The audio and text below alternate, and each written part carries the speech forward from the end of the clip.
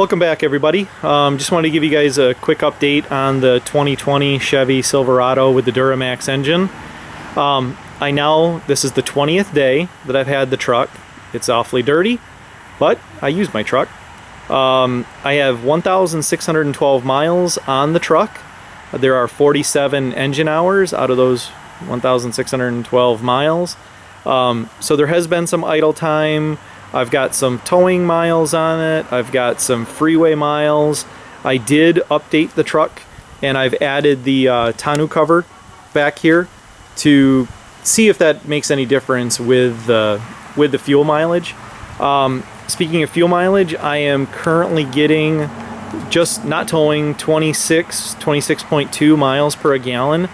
And then towing, I'm somewhere, the computer says 12.2.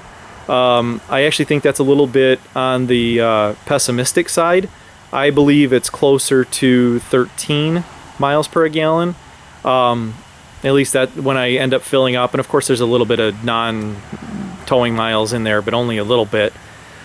So it's been great so far. I do have some comments, and I'll show you guys that in this video. Basically the overall, do you really need the camping mirrors? And then I'll also show you guys if this thing is actually burning any oil or not yet. There's one concern that I have with it. It's a minor concern only because it's a brand new diesel engine. It not towing, it ends up doing a regen cycle every 100 miles to 130 miles. I keep Torque and the Bluetooth app running for every single mile, and I'm now actually logging the soot percentage and some exhaust gas temperatures and loads, so that I can hopefully use that to figure out, if there's something going wrong with the engine. Lowest has been about 50 miles, which of course was the first tank, all the idling, getting it on the truck and off the truck. Then the other tanks have been somewhere in the 100 to 130 mile range. I did have one that was 300, and I had one that was actually 600 miles.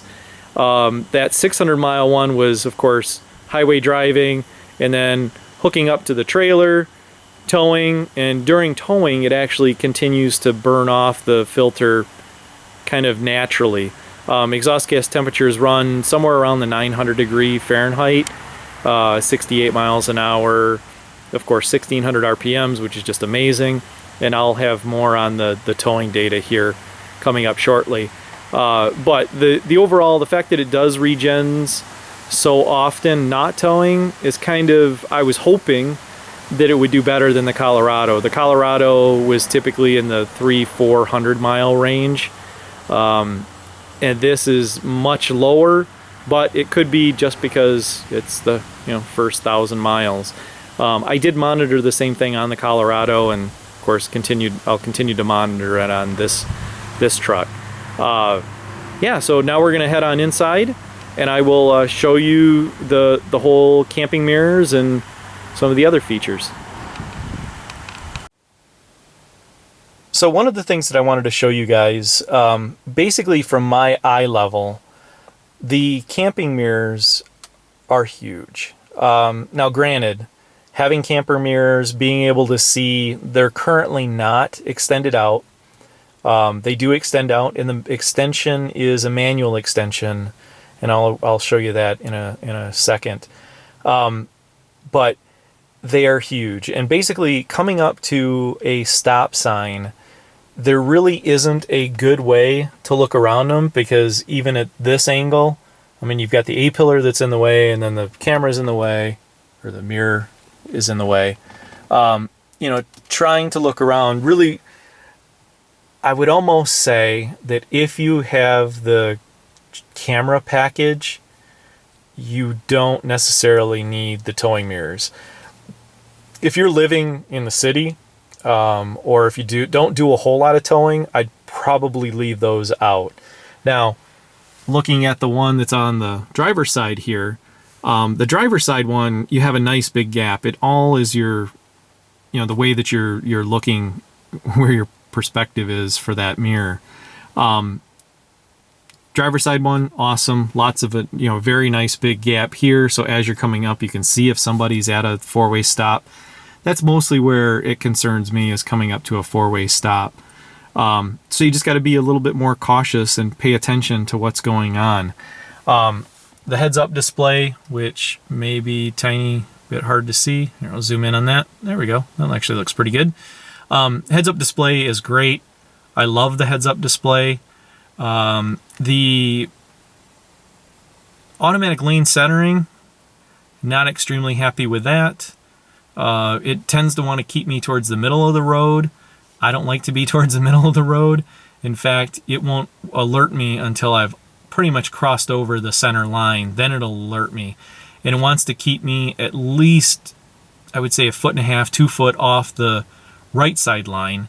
I have a little bit of video on that. I'll try to cut in here so that I can show you what that looks like going down the road.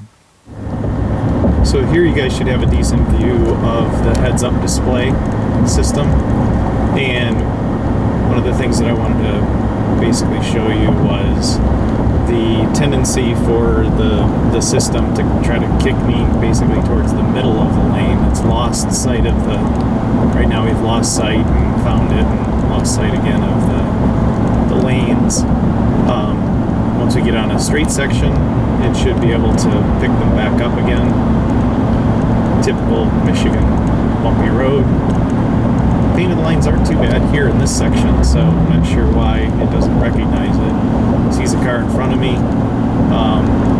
And the funny thing is, like on this curve here, basically I would take it, I lost the lines again. So it's trying to kick me now to the left, and I am basically following a decent line, in my opinion, down the road. But it wants me to stay closer to the center line. It's lost the lines again, and now we found them. We're actually going to get off at this exit.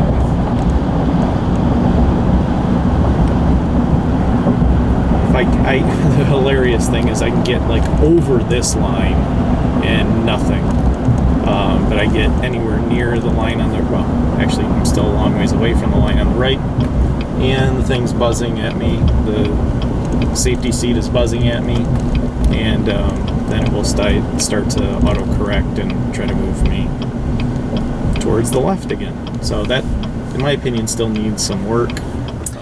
So the ability to turn on and off the lane keeping assist here, most of the time, especially towing, I keep that off. Same thing goes with the automatic cruise control, the one that will automatically brake for you. Towing a trailer, it's definitely not something that you want to use. It will end up overcompensating and then causing you to brake too fast. And of course, nobody wants to be behind a camper or a trailer.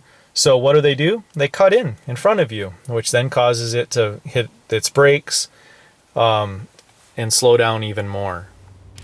And here I've got a couple of great examples of people deciding to pass. You see there's a semi coming, and this guy just didn't want to be behind me. That's only one example. I've got one more here I'll show you. And here we've got a guy who just decided, you know, on wet weather that you got to cut across all 4 lanes because you don't want to be behind any campers or semis. And then he manages to cut back again. So, fun things that you get to deal with while you drive. So enough of that. We'll get back to looking at the manual mirrors. So here are the towing mirrors. They are manual. They're manual to be able to extend and to retract. So you actually have to come and just basically pull out on them. And you'll see there's more space now. They do pop out into another spot. There's no adjustment in between the 2 mirrors, or between the 2 positions. It's either in or out. But they do have the ability to fold, which is really, really nice. Especially, you can fold them using the key fob. That's just something that you have to set up in the main center screen, and if you guys are interested, I can show you how to do that. But you can click on it and then hold down the button, and they will fold. That's the lock button. And then if you wanted to open them, you hold down the unlock button and it brings them back out. It's actually a pretty neat little feature, especially parking in a parking lot and you want to be able to get by the mirrors. That is something that is very convenient. One thing that I can say about this truck, I have never in my life ever spent so much time programming, setting up, adding information, especially with the trailer assist stuff. It's amazing, but it does take a lot of time. I'd have to say I've probably spent somewhere around 10 hours messing around. I've got lots and lots of video I'm trying to organize for you guys. But yeah, that's the update. The 20th day update, 1,612 miles and 47 engine hours. I did promise you one other thing, so we're gonna switch over to that and let's check and see what our oil level looks like. So the truck has been sitting here. There is the yellow stick for engine oil level. It has been sitting here for a while. It's still warm. I just finished up with one of my towing things, getting the transparent trailer thing going. It has been here for well over a half hour, so this should be a very good at seeing what the level actually is. So we'll go ahead and pull it out, and I have a towel here, and pull it out. Let's wipe it off. It's all wiped off now, so nothing showing up. And then we'll stick it back in, wait a second or two, and then pull this guy back out and let's check out our level. So there you go. Not a drop of oil. It hasn't burned a drop of oil, which is a really, really good thing. 1,600 miles, no oil level drop.